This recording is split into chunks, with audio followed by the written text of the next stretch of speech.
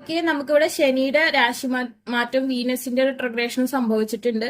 അപ്പോ ആക്ച്വലി ശനി മാറിയിരിക്കുന്നത് ഫൈറ്റിംഗ് ആയിട്ടുള്ള എനർജിയിലേക്കാണ്. സോ നിങ്ങളുടെ ബന്ധത്തെ അത് എങ്ങനെ സ്വാധീനിക്കുന്നെന്ന് നമുക്ക് നോക്കാം. അതിൽ നിങ്ങൾ വറി ചെയ്യേണ്ട കാര്യമൊന്നുമില്ല കേട്ടോ. പക്ഷെ നമ്മൾ അറിഞ്ഞിരിക്കാൻ വേണ്ടി മാത്രം നോക്കുന്നതാണ് ആ പേഴ്സൺ എന്താണ് ഇപ്പൊ ഫീൽ ചെയ്യുന്നത്.